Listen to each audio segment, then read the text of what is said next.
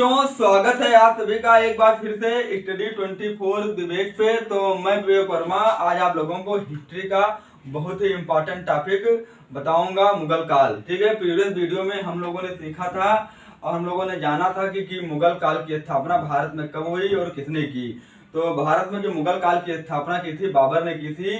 तो 1530 में बाबर की मृत्यु के बाद जो उसका बड़ा बेटा था कौन, हुमायूं, वह जाकर के मुगल की गद्दी को संभाला। ठीक है, तो कब संभाला? 30 दिसंबर 1530 को हुमायूं का राज्य अभिषेक हुआ, तभी से वह मुगल शासक की गद्दी पे बैठा।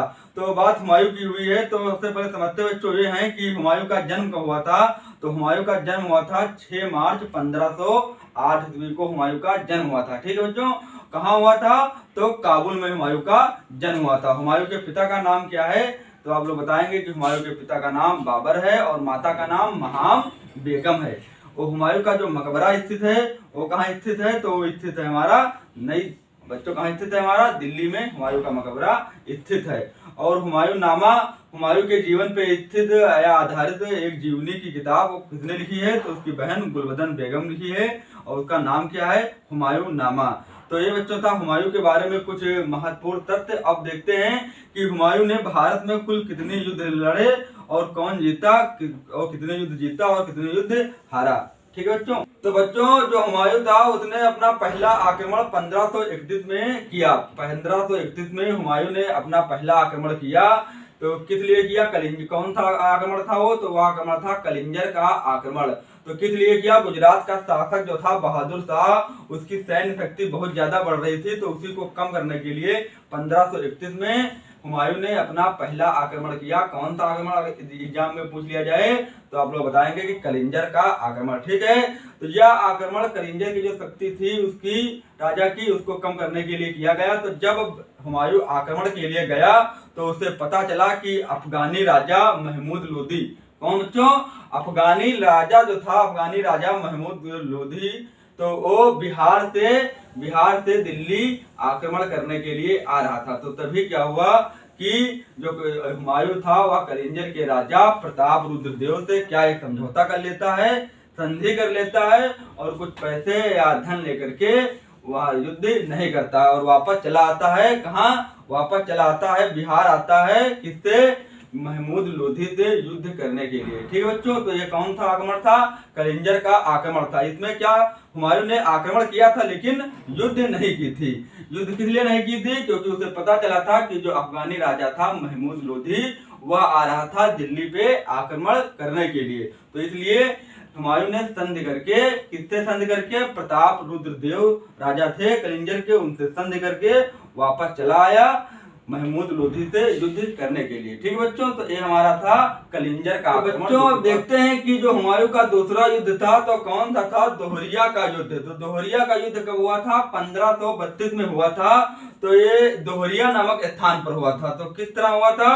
तो हुमायूं वापस आ रहा था, कलिंजर का युद्ध लौट करके वापस लौट के आ रहा था।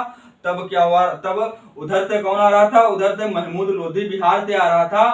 तो बिहार से महमूद लोधी अफगानों का जो राजा था वो आ रहा था और इधर से हुमायूं जा रहा था।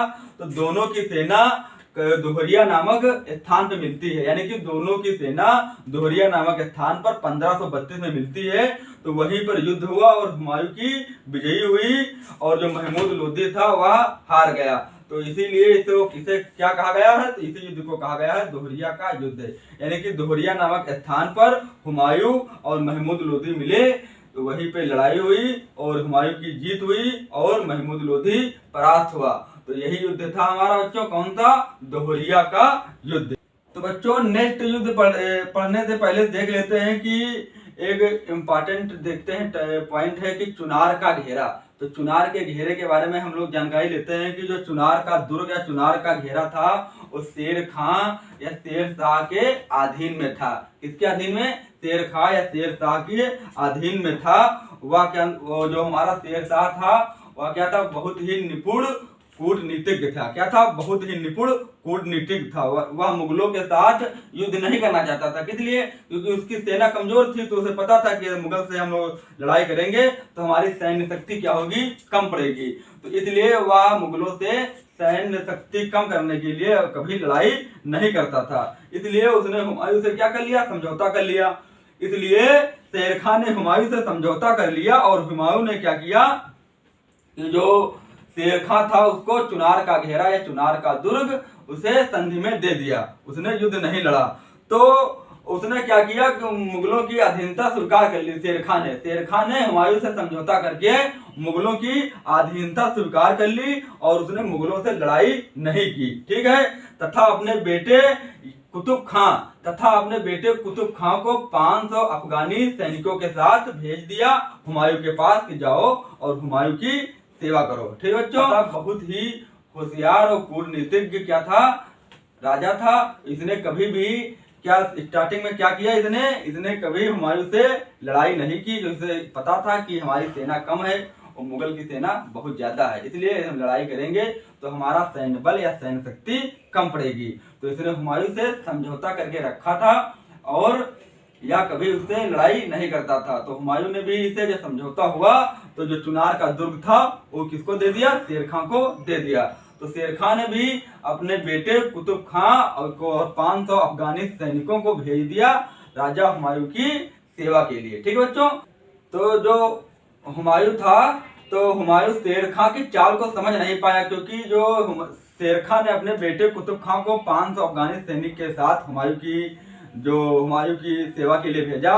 तो हुमायूं यह चाल शेर खान की चाल समझ नहीं पाया, क्योंकि यह शेर खान की चाल था। हुमायूं ने शेर खान को जो चुनार का दुर्ग सौंपा था यह बहुत बड़ी गलती की थी उसने। शेर खान अपनी शक्ति बचाया था, इतने दिन से शक्ति बचाया था। चुनार का दुर्ग पाने के बाद उसने बंगाल पर विजय प्राप्त कर ली, बंगाल पर फतेह कर दी, ठीक है। तो बंगाल पर फतेह कर दी। उसके बाद क्या हुआ, जो शेर खान था वह खुद 1539 में चौसा का युद्ध हुआ, यानी कि चौसा का युद्ध करने खुद आ गया। ये मतलब शेर खान और हुमायूं के बीच 1539 में चौसा का युद्ध हुआ, जिसमें क्या हुआ कि शेर खान की विजय प्राप्त हुई और हुमायूं हार गया। तो जो शेर खान विजयी हुआ तो उसने शेर शाह सूरी की उपाधि धारण कर ली। जब उसने हुमायूं को परास्त किया तो कौन सी उपाधि धारण कर ली, शेर शाह सूरी की उपाधि धारण कर ली। फिर 1540 में फिर से बिलग्राम का युद्ध हुआ या कन्नौज का युद्ध बोल सकते हैं इसे।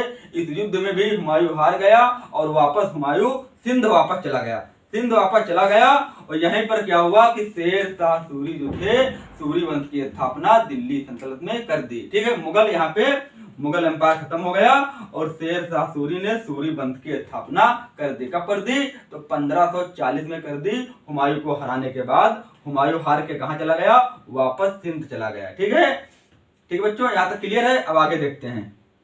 तो बच्चों 1555 में हुमायूं वापस आया और सरहिंद का युद्ध हुआ। सरहिंद का युद्ध शेर शाह सूरी और किसके, हुमायूं के बीच हुआ। उस समय जो अफगानी सेना का नेतृत्व कर रहे थे वो सुल्तान सिकंदर कर रहे थे और मुगल सेना का जो नेतृत्व कर रहे थे वो कौन कर रहा था, बैरम खान कर रहे थे। तो यहाँ पे मुगल शासक हुमायूं जीता और शेर शाह सूरी परास्त हुआ। तो जब परास्त हुआ तो 1555 में दोबारा क्या हुआ कि फिर दिल्ली की सल्तनत पे बैठा, कौन बैठा, हुमायूं बैठा, ठीक है।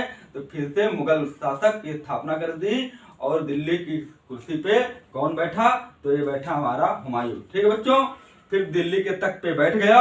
27 जनवरी 1556 को दिल्ली के किले दीन पनाह के शेर मंडल, ठीक है, दीन पनाह के शेर मंडल नामक पुस्तकालय की सीढ़ियों से गिरकर हुमायूं की मृत्यु हो गई, ठीक है बच्चों।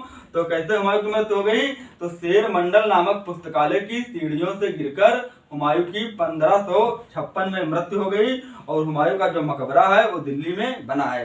तो ये बच्चों था हमारा हुमायूं के बारे में डिटेल्स की हुमायूं ने कितनी युद्ध लड़ी और कौन कौन सी युद्ध जीती। हुमायूं के चलते ही मुगल साम्राज्य खत्म होने वाला था, यानी कि आप कह सकते हैं कुछ समय के लिए खत्म भी हो गया, क्योंकि 1540 में जब यह हार के सिंध वापस चला आया तो लगभग 15 साल तक शेर शाह सूरी ने अपना सूरी वंश की स्थापना की थी, तो वही राज किया।